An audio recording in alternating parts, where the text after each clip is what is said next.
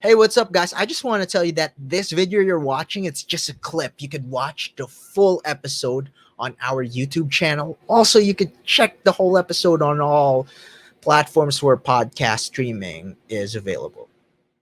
And again, I see it as a vaccine risk. I don't think humans analyze risk very well every day. I'll give you one more example. In the United States, when 1,000 people were dying per day, most Americans, I'd say well over half, I'd say 55, 60%, were not taking it serious, including almost everyone in my family. I mean, my 4 boys, my 82-year-old mother, they were not concerned.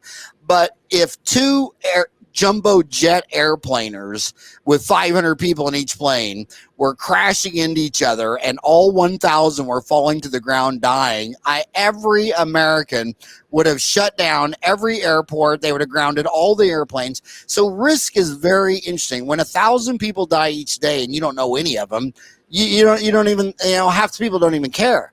But if you can see on the TV 2 big jumbo jets falling out of the sky and 1,000 people died, it would have been a totally different risk. So what I tell dentists is, show me the evidence. I graduated May 7th and had my dental office open September 21st.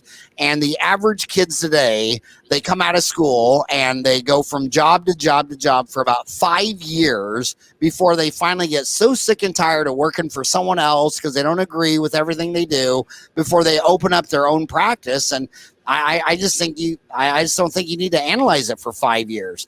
And if it's a really good idea to go be a job somewhere else, then you should go to that company and you should find a bunch of dentists in there that have been working there since they opened. But that's not what I find. I go to any of these big old chains of dentistry and every dentist that's in there just graduated a year or two ago, and nobody, it just seems like almost no one stays in one of those situations longer than they have to. I mean, you almost never see anyone that's been in there 5 years. Now, I think that's obviously going to change because it's really going to affect the dental business. If you can't keep your dentist, how are you going to keep your patients? So to reduce patient turnover, you have to reduce staff turnover.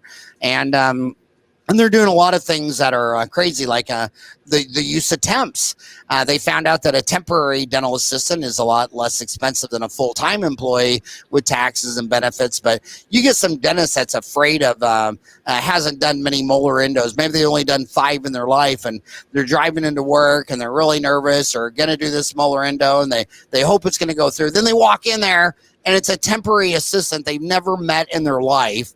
So, and a lot of times that's the last straw where they just say, you know what, forget it. I'm going to go build a team because it's just like soccer. I mean, you look at these guys that just put in these killer shots and make the goal. They were fed that shot by someone else who bumped them, put the ball right in the right place so they could kick it in. But you need to play with that teammate for years to get that good. And having a revolving door with your assistants, your managers, it just doesn't work for anyone.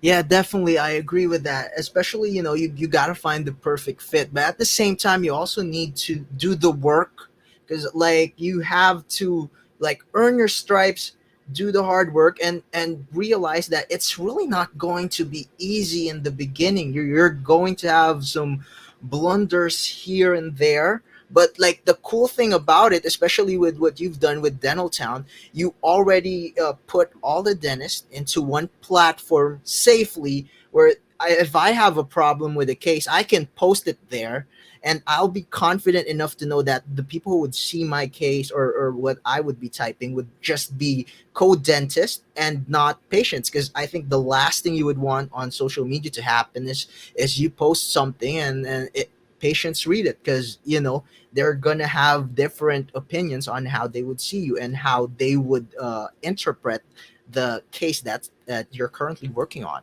And that is so well. That is a great observation. The one thing about dental, on all the other social media platforms, patients can see all this stuff, but it's also set up LIFO, last in, first out. It's just what we did, what I used the message board format because that's what NASA uses. That's what the all the high tech places that I've ever been in my life, they use a message board format because every post is archived. So let's say you broke a file off in MB2. Well, I can't go to your Facebook page and just keep scrolling back Exactly. until I find a broken MB2 case. But if I went into Dentaltown, in fact, I'll do it right now, and I just go to the message board and I just type in a MB2, MB2, it's gonna pull up. Um, it's just pulled up 1,196 MB2 cases, and you can sort them by first, last, whatever. But what happens is they're all cases, so it kind of determines an FAQ. And sometimes nobody's added to this case, and it takes maybe years before someone can come along and say, well, what about this or what about that?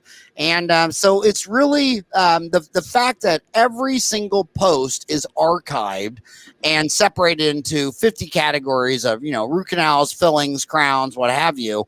And the fact that you can only join if you work full-time in dentistry. That's about 80% dentists, 10% specialists, and 10% support. But it's all archived.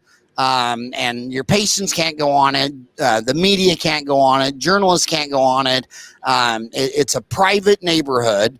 And some people will say that, it's just archived. It's just the FAQ. I think it's a very interesting way to transfer knowledge from the old generation to the new generation. And by the way, that's the only value of knowledge. I mean, they built the pyramids, but they failed to write down how they did it. We still don't know. And then Exactly. 2,500 years later, around the lake there, the Greeks, Pythagoras started putting down this. Obviously, they knew geometry, and they started putting it down to paper. And the only value of knowledge is if it's transferable. And I think Dentaltown it's all archived. It's really hard for a young dentist to come out of school and have a question that nobody's asked. So most people just search the message board, and then they'll find out this question's already been discussed. Here's all the answers, and it's just a great archive. Definitely. And another cool thing that you've done, you're always trying to make it easy for everyone. It's available on Google Play for Android and iOS, or for in the Apple Store for iOS, and that's really a cool thing because everybody's bringing phone right now. If you're in a clinic and you don't have access to your laptop, you could easily check it out. Wow, look at that. You did it, man. You watch until the end of the video, which is so cool, and I love to hear your thoughts about it. So comment down below or follow us on all our social media platforms and tell us about what your thoughts are.